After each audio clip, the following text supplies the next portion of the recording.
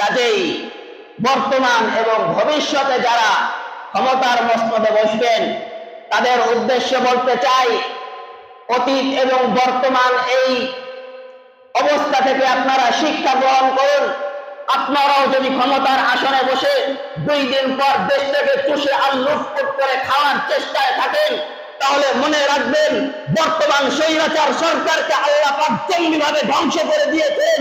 আপনারাও যদি এইরকম জুলুমের হাত, জনগণকে দালানের হাত তাদের উপর বাড়ায় দেন, আল্লাহ পাক আপনাদেরকে এর চাইতে করুণ অবস্থায় ধ্বংস করে দিবে, ঠিক কিনা বলে? দিন ইসলামের আলো মিডিয়া, সত্য ও ন্যায়ের সন্ধানে।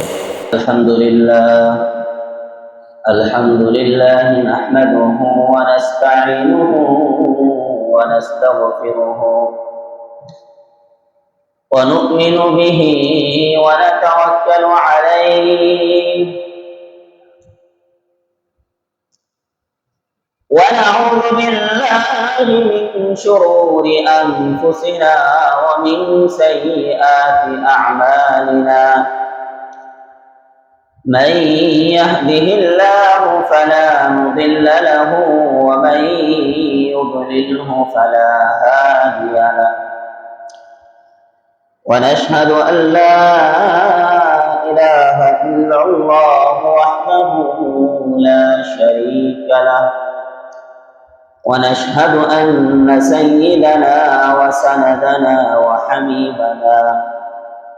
وحبيب ربنا وطبيبنا وطبيب قلوبنا ومولانا محمدا عبد الله ورسوله، صلى الله تعالى عليه وعلى آله وأصحابه وبارك وسلم، الذي أرسله الله تعالى بالحق بشيرا ونذيرا وداعيا إلى الله بإذنه وسراجا وقمرا منيرا. أما بعد، فقد قال الله سبحانه وتعالى في كلامه المجيد وفي فرقانه الحميد: أعوذ بالله من الشيطان الرجيم، بسم الله الرحمن الرحيم. إذا جاء نصر الله والفتح ورأيت الناس يدخلون في دين الله أفواجا فسبح بحمد ربك واستغفره إنه كان توابا. سبحانك لا علم لنا إلا ما علمتنا إنك أنت العليم الحكيم. اللهم صل على محمد وعلى آل محمد كما صليت على إبراهيم وعلى آل إبراهيم إنك حميد مجيد. اللهم بارك على محمد وعلى آل محمد كما باركت على إبراهيم وعلى آل إبراهيم إنك حميد مجيد. الحمد لله, পাক রব্বুল আলামিনের দরবারে লাখ কোটি শুকরিয়া। মহান রব আমাদেরকে জুমার দিন আল্লাহর ঘর মসজিদে এসে বসার, কোরআন হাদিস থেকে কিছু আলোচনা করার এবং শোনার তৌফিক দান করেছেন, তাই আমরা সকলেই বলি আলহামদুলিল্লাহ।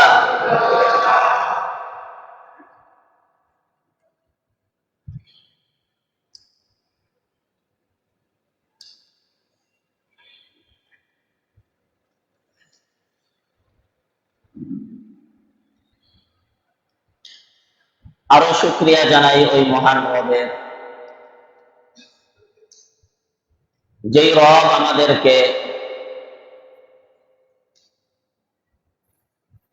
স্বৈরাচার এবং জালেম শাসক থেকে মুক্ত দান করেছেন, তাই আমরা সকলেই বলি আলহামদুলিল্লাহ।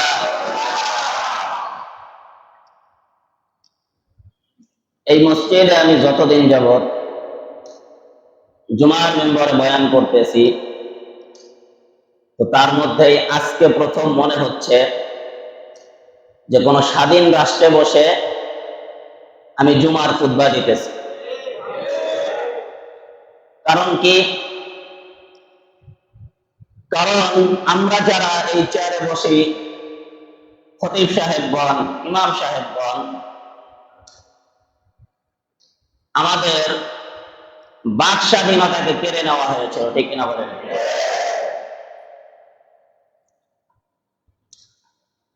এতদিন পর্যন্ত অন্যদের কথা বাদই দিলাম, শুধু আমাদের শ্রেণীর লোকের কথাই আমি বলি, যে আমাদের খতিব সাহেবদেরকে এক ধরনের কোণঠাসা করে রাখা হয়েছিল, ঠিক কিনা বলেন? যে জুমার মেম্বারে বসে আপনি এটা বলতে পারবেন, এটা বলতে পারবেন না, অর্থাৎ আমাদের উপরে বিভিন্ন নীতিমালা আরোপ করা হয়েছিল, ঠিক কিনা বলেন? এই কারণে দেখা যেত সব সময় সব কথা মন খুলে দিল খুলে ওই রকম আপনাদের সামনে বলতেও পারতাম না, ঠিক কিনা বলেন? এরপরে আলহামদুলিল্লাহ যেভাবেই হোক কখনো বাতিলের সামনে এখানে বসে কখনো আপোষ করি নাই, হক কথা সর্বদা এই মেম্বরে বসে বলার চেষ্টা করেছে।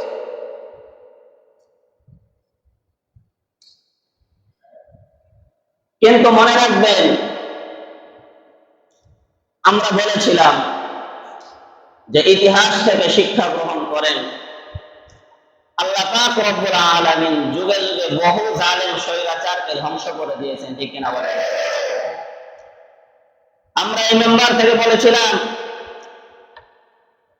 আপনাদের মনে আছে কিনা দুই জুমায়, যে ক্ষমতার চেয়ার কিয়ামত পর্যন্ত স্থায়ী থাকবে। কারণ কেউ না কেউ কিয়ামত পর্যন্ত এই ক্ষমতার চেয়ারে বসবে, কিন্তু এই ক্ষমতাসীন ব্যক্তি ক্ষমতার চেয়ারে চিরদিন থাকবে না, ঠিক কিনা বলেন? আজকে হয়তো আমি আছি, আগামীকালকে হয়তো তিনি থাকবেন, পরের দিন হয়তো আরেকজন থাকবেন, কিন্তু যারা এই ক্ষমতার অপব্যবহার করবে, তাদের মতো জালেম এই দুনিয়ার মধ্যে আর কেউ নেই, ঠিক কিনা বলেন? কাজেই আজকে আল্লাহ পাক রব্বুল আলামিনের দরবারে শুকরিয়া আদায় করি যে আজকে মনে হচ্ছে আমরা আমাদের এই দেশে আমাদের বাক স্বাধীনতাকে আমরা আবার ফিরে পেয়েছি, ঠিক কিনা বলেন?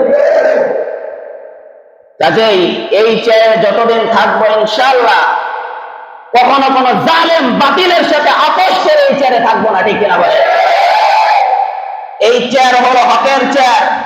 এই চেয়ার থেকে সর্বদা মানুষকে সঠিক পথের দিক দিশারি দেওয়া হয়। কাজেই কখনো পরোক্ষভাবে বলা হয়েছে, কখনো সরাসরি বলা হয়েছে।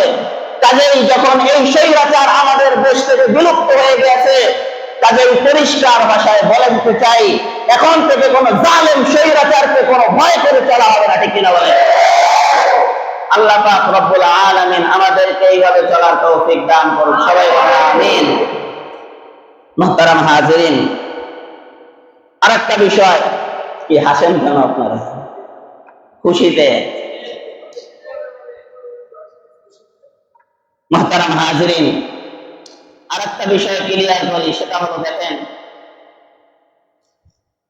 আমরা যারা খতিব সাহেবরা আছি, আমরা বর্তমান তথাকথিত কোন রাজনৈতিক দলের সাথে জড়িত না। বিশেষ করে আমার কথাই বলি,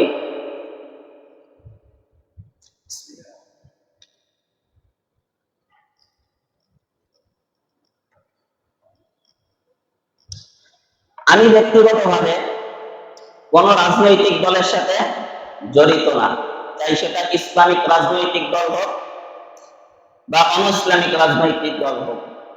যেমন বর্তমানে আওয়ামী লীগ বলেন, বিএনপি বলেন, জামাত বলেন, খেলাফত বলেন, চরমনা বলেন বা হেফাজত বলেন, কোন দলের কর্মীই আমি না, বা কোন রাজনৈতিক দল আমি করি না। এবং এই চেয়ারে যতদিন থাকবো ইনশাআল্লাহ কখনো কোন দলের হয়ে কথা বলবো না। তবে যে বা যারা সঠিক পথে থাকবে, হকের পথে থাকবে, সত্যকে প্রতিষ্ঠা করার চেষ্টা করবে, তাদেরকে সর্বদা মনে প্রাণে আমি সাপোর্ট করবো, ঠিক কিনা বলে, চাই সে যেই দলই করুক না কেন। আমার অবস্থান কি? আমি হলাম সত্য পথের দীপ্তপতি, ভয় নাই মই ভয়, সত্য প্রতিষ্ঠা করাই যার লক্ষ্য, তাদের নাই কোনো পরাজয়, ঠিক কিনা বলে। কাজেই এই চেয়ারে যতদিন আছি ততদিন পর্যন্ত আপনাদের সামনে যেটা হক সেটাকে হক হিসাবে আমি প্রেজেন্ট করার চেষ্টা করব, যেটা বাতিল সেটা বাতিল হিসাবে প্রেজেন্ট করার চেষ্টা করব। চাই সেটা কারো পক্ষে যাক আর বিপক্ষে যাক, এই জিনিসটা দেখার আমার দরকার নাই। মুহতারাম হাজরিন, কাজেই আপনারা সকলেই দল মত নির্বিশেষে আমার কাছে হলেন আমার মুসল্লি, ঠিক কিনা বলেন। হয়তো ব্যক্তিগতভাবে আপনি অমুক দলের থাকতে পারেন, আপনি অমুক দলের থাকতে পারেন, সেটা আপনার একান্ত বিষয়, কিন্তু আমার কাছে কি আমার মুসল্লি, আমি আপনাদের ইমাম। এই হিসেবে আপনাদের সকলকে নিয়ে চলা এটা আমার দায়িত্ব এবং কর্তব্য, ঠিক কিনা বলে। কাজেই একজন ইমাম হিসেবে আপনি যেই দলই করেন না কেন, যখন আপনার মধ্যে কোনো আমি ভুল ত্রুটি দেখতে পাবো, তখন আমার আপনার চোখে আঙ্গুল দিয়ে দেখিয়ে দেওয়া যে ভাই এটা ভুল, আর যখন সঠিকটা দেখতে পাবো তখন বলে দেওয়া ভাই এটা সঠিক। এটা একজন ইমাম এবং খতিব হিসেবে আমার দায়িত্ব, ঠিক কিনা বলেন। কাজেই এটা মনে করার কোনো সুযোগ নাই যে আমাদের ইমাম হয়তো এই দলের লোক, এই দলের না। আমি সকলের ইমাম। কাদের ইমাম? সকলের ইমাম। কাজেই আপনি যেই দল করেন সেটা আপনার ব্যক্তিগত বিষয়, কিন্তু এই চেয়ার থেকে সর্বদা হকের আওয়াজ তুলবে, সঠিক পথের দিশারি দেওয়া হবে। কাজেই এই মেম্বার থেকে যেই দিক নির্দেশনাগুলি দেওয়া হবে, আমি যদি এই দিক নির্দেশনাগুলো মেনে চলতে পারি, তাহলে আশা করা যায় আমি আপনি কখনো পথভ্রষ্ট হব না। আল্লাহ পাক আমাদেরকে আমল করার তৌফিক দান করুন। মুহতারাম হাজিরিন, আল্লাহ পাক রব্বুল আলামিন সূরা আলে ইমরানের 26 নম্বর আয়াতের মধ্যে বলেন, কুলিল্লাহুম্মা মালিকাল মুলকি তুতিল মুলকা মান তাশাউ ওয়া তানজিউল মুলকা মিম্মান তাশাউ ওয়া তুইজ্জু মান তাশাউ ওয়া তুযিল্লু মান তাশাউ বিয়াদিকাল খায়র। আমার আল্লাহ পাক রব্বুল আলামিন সূরাতুল আলে ইমরানের 26 নম্বর আয়াতের মধ্যে বলেন, নবী আপনি বলেন, হে আল্লাহ, আপনি সমস্ত শক্তির মালিক। তুতিল মুলকা মান তাশাউ ওয়া তানজিউল মুলকা মিম্মান তাশাউ। হে রব, আপনি যাকে চান তাকে ক্ষমতা দান করেন। ওয়া তানজিউল মুলকা মিম্মান তাশাউ, আর যার থেকে চান তার থেকে আপনি ক্ষমতা ছিনিয়ে নেন। ওয়া তুইজ্জু মান তাশাউ ওয়া তুযিল্লু মান তাশাউ, আপনি যাকে চান ইজ্জত দান করেন, আবার যার থেকে ইচ্ছা আপনি ইজ্জতকে ছিনিয়ে নেন। বিয়াদিকাল খায়র, সমস্ত কল্যাণ আপনার হাতেই। ইন্নাকা আলা কুল্লি শাইইন কাদির, নিশ্চয় আপনি সব কিছুর উপর ক্ষমতাবান, সমস্ত কিছু আপনার ক্ষমতার অধীনে। সুবহানাল্লাহ। এই আয়াতের মধ্যে আল্লাহ পাক যে বিষয়টা জানাইলেন যে ক্ষমতার মালিক কে? আল্লাহ। সমস্ত ক্ষমতার মালিক কে? আল্লাহ। কাজেই আমাদের দেশে যে একটা প্রচলিত কথা আছে যে ক্ষমতার উৎস কি বলে বলেন তো? জনগণ। এটা কুফরি কথা। এই কথা যদি কেউ বিশ্বাস করে সাথে সাথে ওই ব্যক্তি কাফের হয়ে যাবে, ঠিক কিনা বলেন? কারণ সমস্ত ক্ষমতার অধিকারী কে? আল্লাহ। তিনি যাকে চান ক্ষমতা দান করেন, আবার যার থেকে চান ক্ষমতাকে কি করেন? ছিনিয়ে নেন। যাকে চান ইজ্জত দান করেন, যার থেকে চান ইজ্জতকে ছিনিয়ে নিয়ে যান। দেখেন এই কথা বলার দ্বারা উদ্দেশ্য কি? আল্লাহ পাক কাউকে ক্ষমতা দিলেই যে যাকে ইজ্জত দিবে, বিষয়টা এইরকম না। আবার কাউকে ক্ষমতা দেন নাই বলেই যে তার ইজ্জত থাকবে না, বিষয়টা এমন নয়। দেখবেন অনেক ক্ষমতাসীন ব্যক্তি আছে কিন্তু তার কোনো ইজ্জত নাই। তার নাম শুনলে মানুষ থুতু নিক্ষেপ করে, ঠিক কিনা বলেন? আবার অনেক মানুষ আছে যার হাতে কোনো ক্ষমতা নাই, পাওয়ার নাই, কিন্তু আল্লাহ পাক তার ইজ্জত সম্মান দুনিয়ার মধ্যে বাড়ায় দিয়েছেন, ঠিক কিনা বলেন? মুহতারাম হাজিরিন, এই আয়াতটা আজকে তেলাওয়াত করার কারণ হলো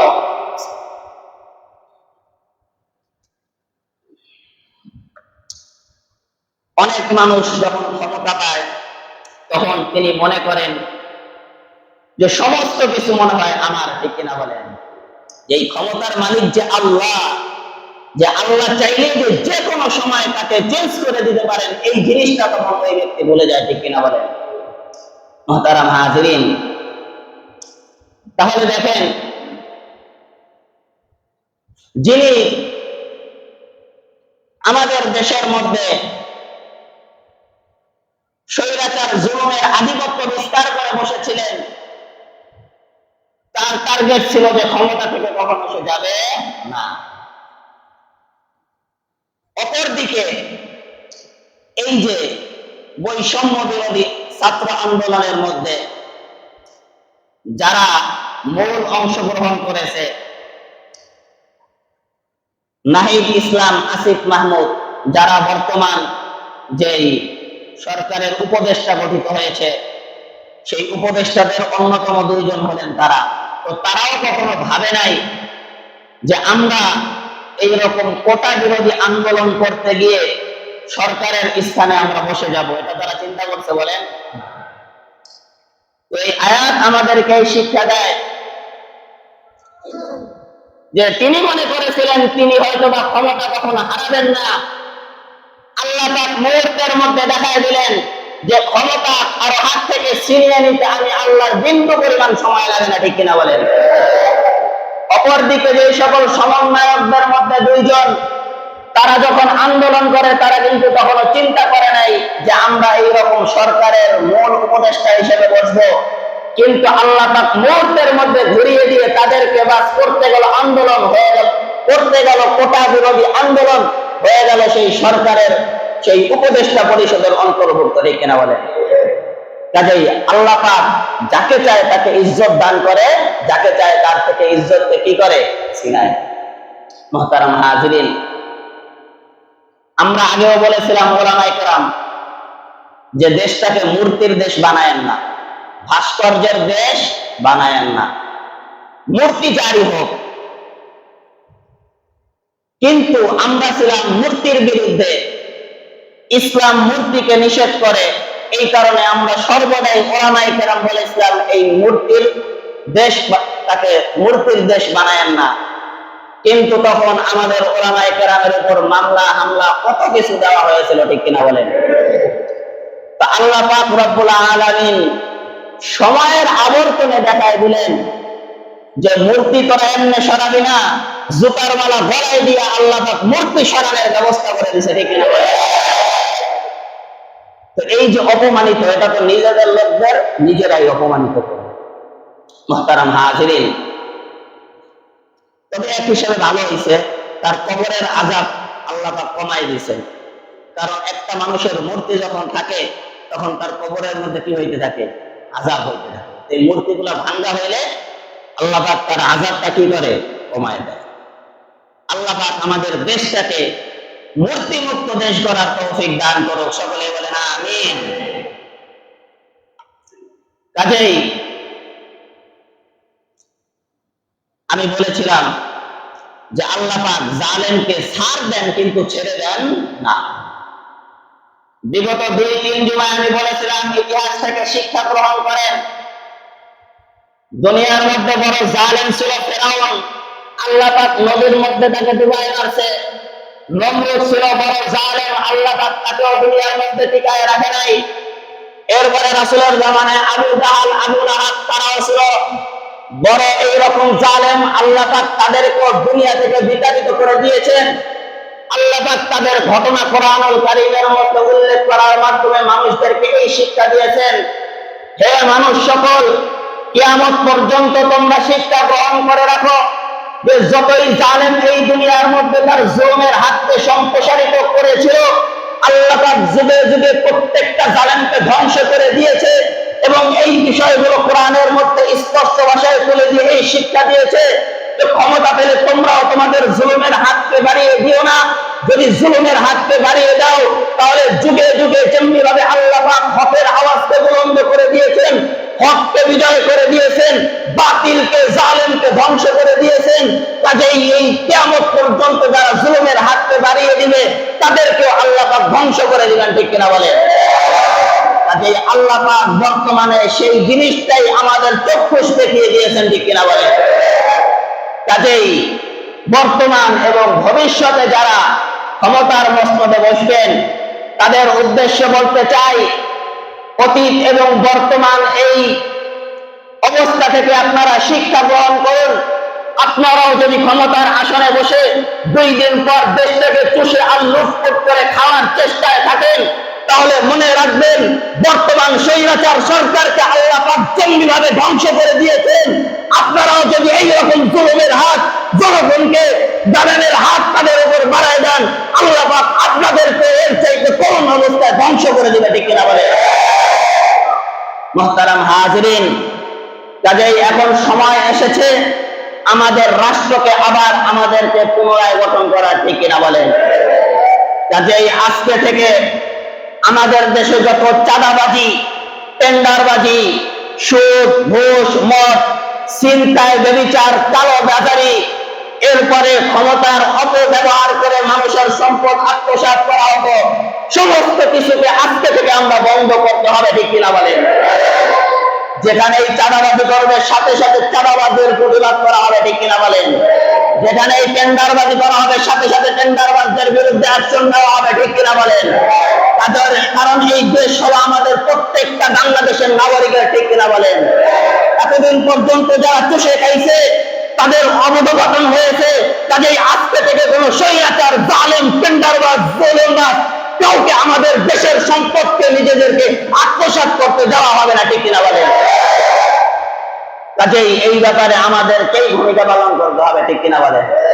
মুহতারাম হাজিরিন,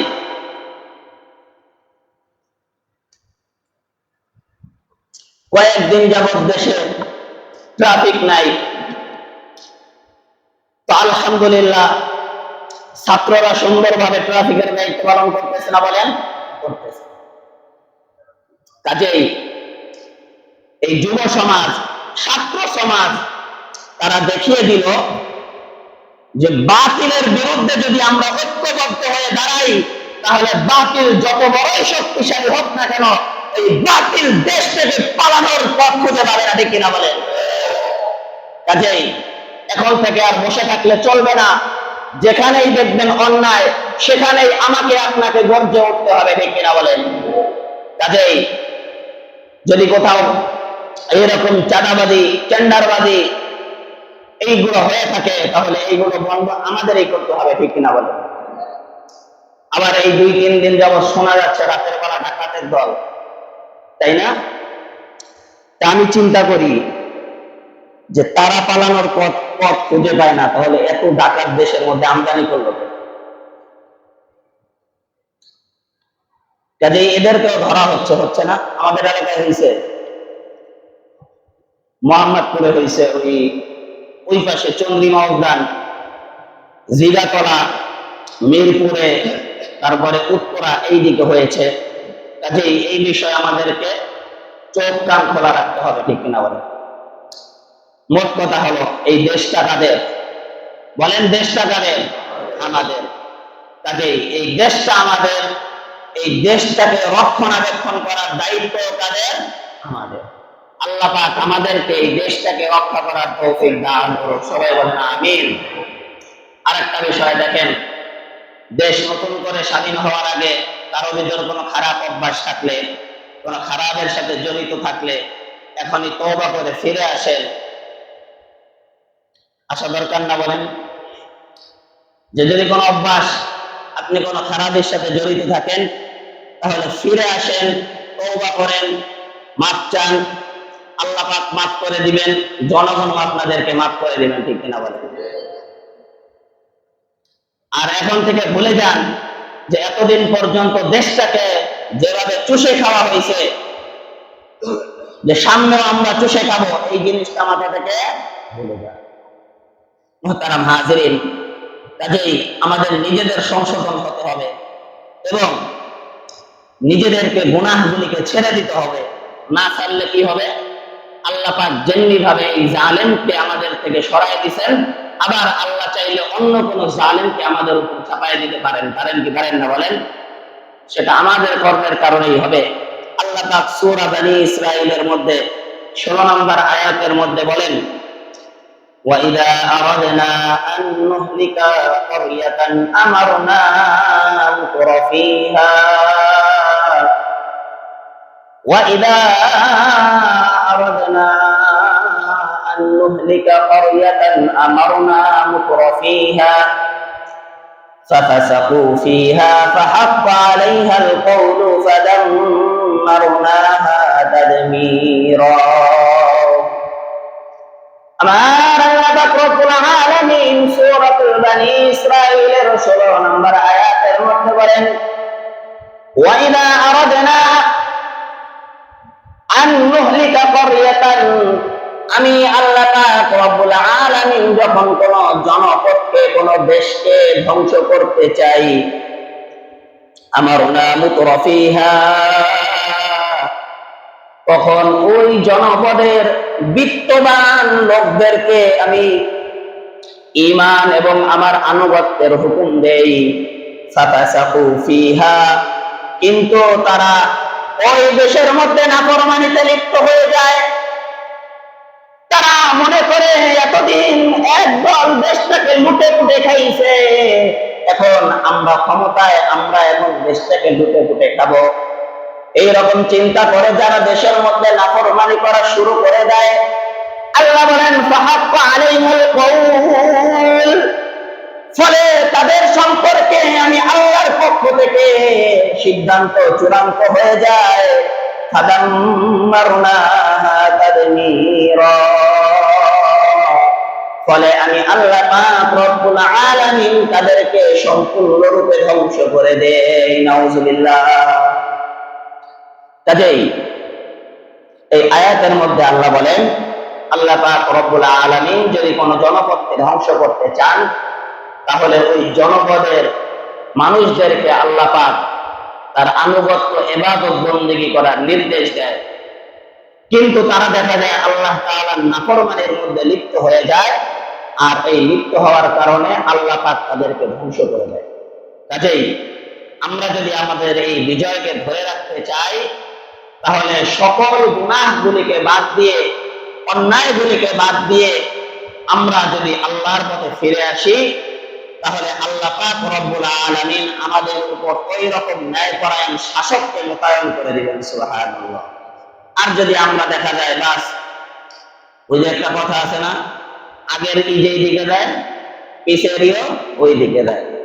এখন আমরা যদি মনে করি প্রতিশোধ পরায়ণ হয়ে যে ওরা এতদিন এইরকম করছে, আমরাও এইরকম করব, যদি এই চিন্তা করে আমরা সামনে চলি, তাহলে আল্লাহ পাক ওদের মতো পরিণতিও আমাদের করতে বেশি দিন সময় লাগবে না। আল্লাহ পাক এই বিষয়গুলো আমাদেরকে বোঝার তৌফিক দান করুক, সকলে বলেন আমিন। মুহতারাম হাজিরিন, আরেকটা বিষয় হলো, অনেকেই মনে করতেছে বর্তমানে যে এই স্বাধীনতার পিছনে হয়তো বা শুধুমাত্র এই ছাত্রদেরই অবদান আছে, দেশের অন্য কোনো মানুষের মনে হয় কোনো অবদান। কিন্তু মনে রাখতে হবে, এই স্বাধীনতার পিছনে দল মত নির্বিশেষে যারাই জুলুমের বিপক্ষে ছিল, প্রত্যেকটা মানুষেরই বা হয়তো পরোক্ষভাবে অথবা সরাসরি যেভাবেই হোক এই স্বাধীনতার পিছনে অবদান ছিল, ঠিক কিনা বলে? অনেকেই বলে যে হুজুরদের মনে হয় কোনো অবদান নাই। আমি বলতে চাই হুজুরদের অবদান সবচাইতে বেশি, ঠিক কিনা বলেন?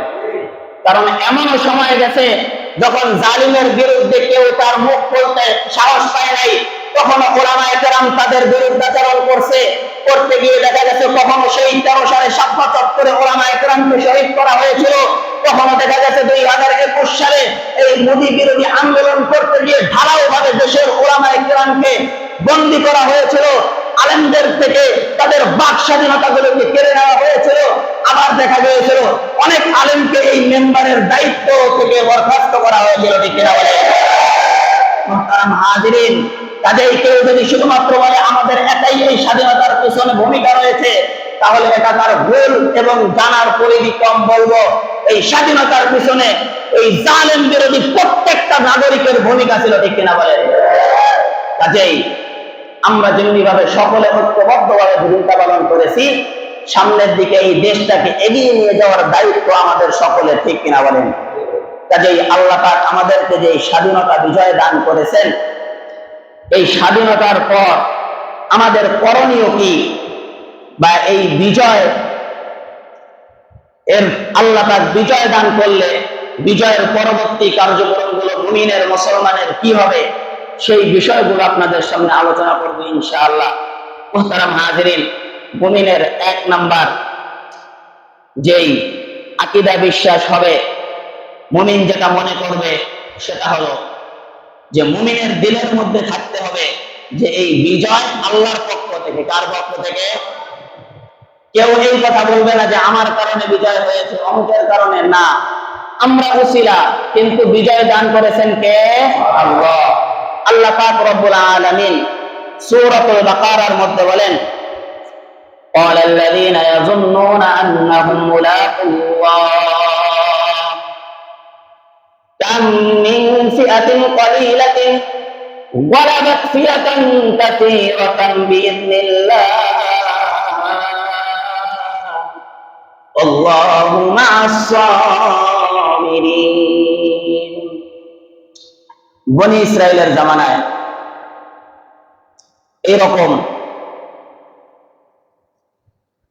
জালিম ছিল, একজন জালিম শাসক। তো তার বিরুদ্ধে আল্লাহ পাক তালুতকে মনোনীত করলেন। সংক্ষিপ্ত বলি, সেই তালুত যখন তার বিরুদ্ধে যুদ্ধ করার জন্য যায়, তখন তার সৈন্য সংখ্যা ছিল অনেক। তো প্রতিমধ্যে যখন সৈন্যবাহিনী পিপাসায় কাতরাচ্ছিল, তখন তিনি বললেন যে এখান থেকে তোমরা পানি পান করো না, সামনে যে নদী, সেই নদী থেকে তোমরা 1 চুল্লি পরিমাণ পানি পান করবে, এর চাইতে বেশি পানি পান করবে না। তো দেখা গেল যে সব মানুষ ইচ্ছা রকম পানি পান করছে, মাত্র 300 কয়েকজন মানুষ যেন সেখান থেকে 1 চুল্লি পরিমাণ পানি পান করছে। করার পর আল্লাহ পাক যারা বেশি পানি পান করছে তাদের পিপাসা আরো বাড়ায় দিলেন, আর যারা অল্প পানি পান করলেন তাদের পিপাসা আল্লাহ কমায় দিলেন। তখন তালুত বলতেছিলেন যে মাত্র এই অল্প কিছু মানুষ নিয়ে জালুতের বিরুদ্ধে আমরা কিভাবে বিজয় লাভ করব। তখন তারা বলে উঠছিল যে যে যারা দৃঢ় বিশ্বাস করে যে আল্লাহর সঙ্গে তাদের মিলিত হতে হবে, এই সকল ঈমানদাররা বলতেছিল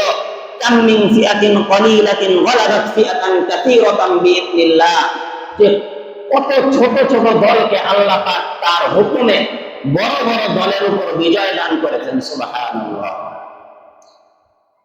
বদরের যুদ্ধে আল্লাহ পাক হাজার বাহিনীর বিরুদ্ধে 313 জনের বিজয় দান করছে, করেন নাই বলেন? কাজেই এই আয়াত আমাদেরকে এই শিক্ষা দেয় যে বিজয় এটা কার পক্ষ থেকে? আল্লাহর পক্ষ থেকে। কাজেই আমাদেরকেও দিলে প্রাণে বিশ্বাস করতে হবে এই বিজয় আল্লাহ পাক আমাদেরকে দান করেছেন, ঠিক কিনা বলেন? কারণ প্রতিটা মানুষই জুলুমের শিকার হয়ে আল্লাহর কাছে দোয়া করছে যে আল্লাহ এই জালেম থেকে আমাদেরকে মুক্তি দান করো, ঠিক কিনা বলেন? আল্লাহ পাক বান্দার দোয়াকে কবুল করে নিয়েছেন। তো এই আল্লাহ পাক আমাদেরকে বিজয় দান করলেন। এই বিজয়ের খুশিতে আমরা দেখা যায় অনেকেই অনেক কাজগুলো করছি যেইগুলো ইসলাম সমর্থন করে না। দেখা যায় অনেকেই গণভবন, তারপরে সংসদ ভবনে ঢুকে এই যে এই সম্পদগুলো মানুষ নিয়ে আসছে, যেভাবে হোক আনন্দ উল্লাস করে, এই কাজটা ঠিক হয়েছে বলেন?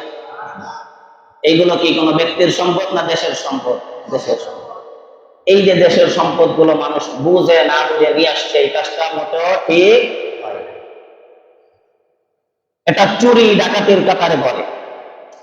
তো এরপরও কিছু মানুষ বুঝে পুনরায় আবার জিনিসগুলো ফিরিয়ে দিয়ে আসছেন, কিন্তু এই কাজটা মোটেও কি হয় না, ঠিক হয় না। এরপরে দেখেন অনেকে ক্ষোভে আক্রোশে অনেকের বাড়ি ঘর পুড়াই দিছে না? তো এইগুলো তো একটা দেশের সম্পদ নষ্ট হয়েছে না বলেন?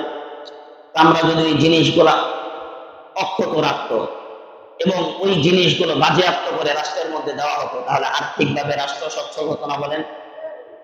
এই যে আমরা আনন্দের আতিশয্য করে দেশের কল্যাণের কথা চিন্তা করে কাজকর্মে আমরা দেশের ক্ষতি করলাম, এটা কখনোই ঠিক হয় না। দেশের সম্পদগুলো যদি আমরা রক্ষা করতাম তাহলে দেখা যেত পরবর্তীতে এই সম্পদগুলো কাজে লাগানো যেত, ঠিক কিনা বলেন? মুহতারাম হাজিরিন, তো এই বিজয়ের পর আমাদের আরেকটা কাজ কি? আল্লাহ পাক সূরাতুন নাসরের মধ্যে আমাদেরকে শিক্ষা দেয়, ইযা জাআ নাসরুল্লাহি ওয়াল ফাত।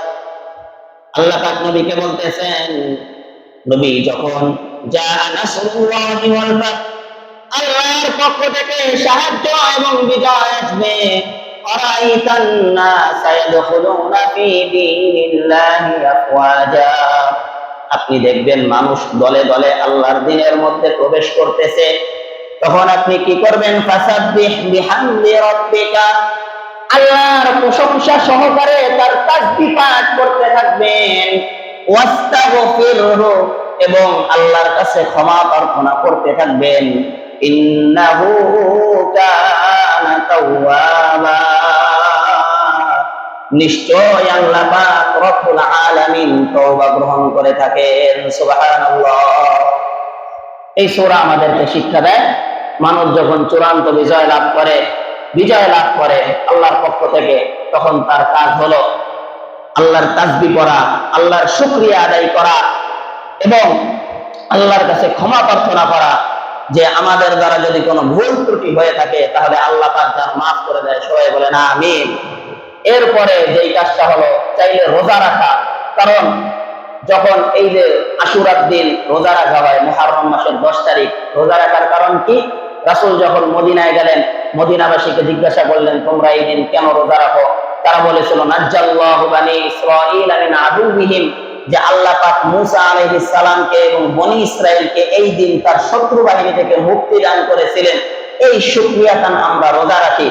তখন নবীজি বলেছিলেন, আরে তোমাদের চাইতে তো মূসার বেশি নিকটবর্তী আমি মুহাম্মদুর রাসূলুল্লাহ সাল্লাল্লাহু আলাইহি ওয়াসাল্লাম। এরপর থেকে নবীজিও ওই দিন রোজা রাখতে শুরু করলেন এবং উম্মতদেরকে ওই দিন রোজা রাখার নির্দেশ দিয়ে দিলেন। সুবহানাল্লাহ। কাজেই আমরা শুকরিয়াতান এই বিজয়ের খুশিতে রোজা রাখতে পারি। এরপরে বিনয়ী হওয়া, কি হওয়া? বিনয়ী হওয়া। দেখেন আল্লাহর হাবিব যখন মক্কা বিজয় করলেন, ঘটনা আমরা সকলেই জানি, যেই নবীকে নিজের মাতৃভূমি থেকে জুলুম নির্যাতন করে তাড়িয়ে দেওয়া হয়েছিল, তো 8 বছর পর নবীজি তার মাতৃভূমিতে ফিরে আসলেন। আসার পর এই যে দেখেন আমরা কেমন ক্ষোভ ঝাড়লাম, এতদিন দেশটারে কেমনে খাইছে, বাড়ি ঘর জ্বালাও পোড়াও করে সবকিছু ধ্বংস করে দিয়েছে না বলেন? মানে ক্ষোভ সেটা কিভাবে আমরা যাচ্ছি। অথচ নবীজি মক্কায় প্রবেশ করার পর নবীজি সাল্লাল্লাহু আলাইহি ওয়াসাল্লাম এইরকম ভাবে ঢোকে নাই, মাথার মধ্যে কালো পাগড়ি ছিল, বিনয়ের সাথে বাস এইরকম স্বাভাবিক ভাবে নিচের দিকে মাথা দিয়ে মক্কায় প্রবেশ করলেন। করার পর নবীজি সাধারণ ঘোষণা দিলেন যে যারা এই মসজিদুল হারামের মধ্যে প্রবেশ করবে তাদেরকে সাধারণ ক্ষমা করা হবে, যারা অস্ত্র ফেলে দিবে, যারা আত্মসমর্পণ করবে তাদেরকে ক্ষমা করে দেওয়া হবে, তাদের উপর আমাদের অস্ত্র চালানো হবে না। তো দেখা গেল যারা এইরকম আত্মসমর্পণ করলো তাদেরকে ক্ষমা করে দেওয়া হলো, তাদেরকে মারা হলো না। এই যে বিনয়ী ভাব, নবীজি তো চাইলে পারতেন দরকার করি এই যে সকল ব্যক্তিগুলো বদরের যুদ্ধে, উহুদের যুদ্ধে আমাদের মুসলমানদের উপর আক্রমণ করেছিল, এই রকম অনেক কাফের সেই জায়গায় ছিল, নবীজি চাইলে যাওয়ার পরে বলতে পারতো না তাদেরকে সাথে সাথে ধরে পাল্লাদি খণ্ডিত করতে পারতো না?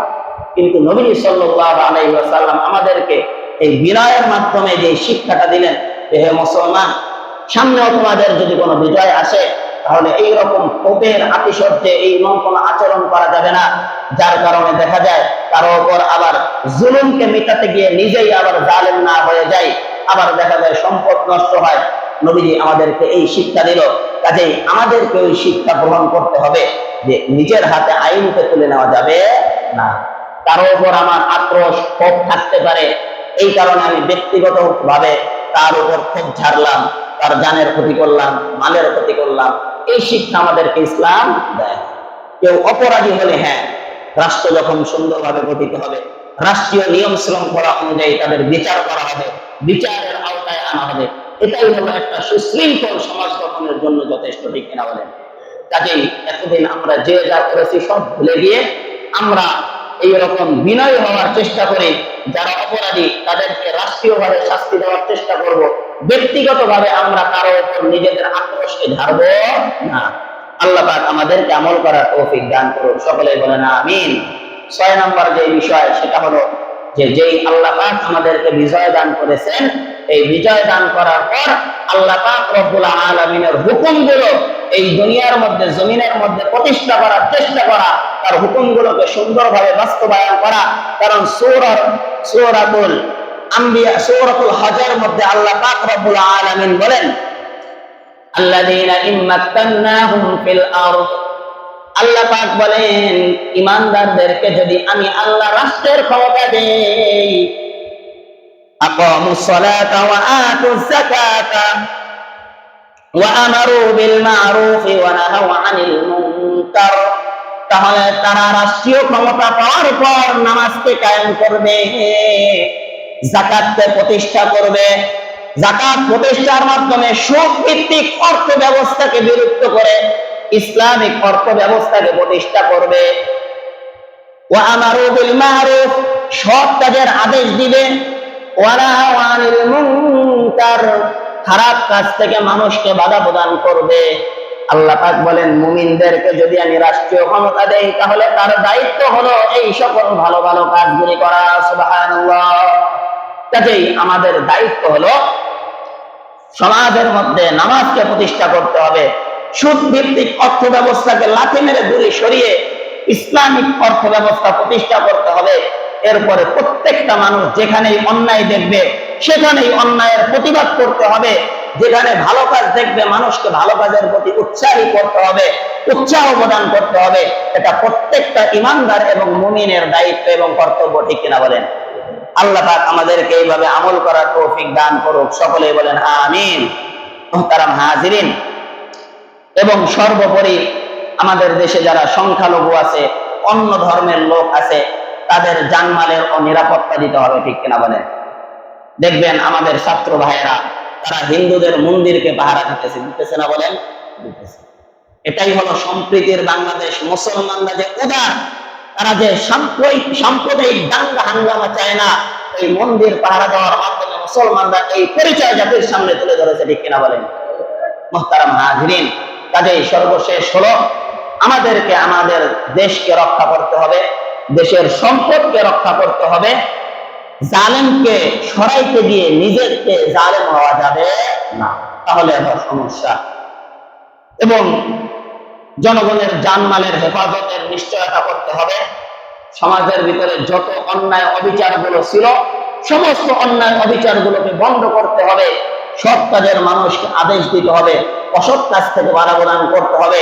আমরা যদি চাই আমাদের দেশটাকে একটা সোনার বাংলাদেশে গড়তে, তাহলে আমরা সকলে মিলে যদি ঐক্যবদ্ধভাবে কাজ করি তাহলে এই দেশটাকে একটা সোনার দেশে পরিণত করা সম্ভব, ঠিক কিনা বলেন? মুহতারাম হাজিরিন, কাজেই আল্লাহ পাক রব্বুল আলামিন আমাদের সকলকে প্রত্যেকের অবস্থান থেকে দায়িত্ববান হয়ে নিজেকে দায়িত্ববান মনে করে এই দেশের জনগণ, দেশের সম্পদ, জানমালের হেফাজত করার তৌফিক দান করুক, সকলে বলেন আমিন। সর্বশেষ যেই কথা, এখন থেকে যারাই ক্ষমতায় আসুক বা আসবে তারা এই রকম জালেমের ভূমিকা পালন করতে সাহস পাবে না। কারণ বর্তমান ইতিহাস থেকে তাদের যে শিক্ষা, এই শিক্ষা নিয়ে তারা অতীতে খারাপ থাকলেও দেখবেন এই রকম জুলুমের হাত মানুষের উপর বাড়াইতে পারবে না। আমরা দোয়া করি আল্লাহ পাক রব্বুল আলামিন আমাদের এই দেশটাকে শোষণ মুক্ত, জুলুম মুক্ত, স্বৈরাচার মুক্ত একটি সুন্দর দেশ হিসেবে গড়ে তোলার তৌফিক দান করুক, সকলেই বলেন আমিন। ওয়া আখির দাওয়ানা আনিল হামদুলিল্লাহি রাব্বিল আলামিন। আমরা সকলেই দাঁড়িয়ে যাই মসজিদের দানের জন্য, সুন্নতের জন্য না, দানের জন্য। আপনাদের সামনে ব্যাগ যাবে। তো এই যে দেখেন, এই বিজয়ের খুশিতে আল্লাহর ঘর মসজিদে আমরা বেশি বেশি দান করতে পারি কি পারি না বলেন? তো সেই খুশিতে আমরা সকলেই বেশি বেশি দান করার চেষ্টা করি, একটু বেশি বেশি দান করি আমরা। বাস নিচতলা, দোতলা, তিনতলা, চারতলা, পাঁচতলা, ছয়তলা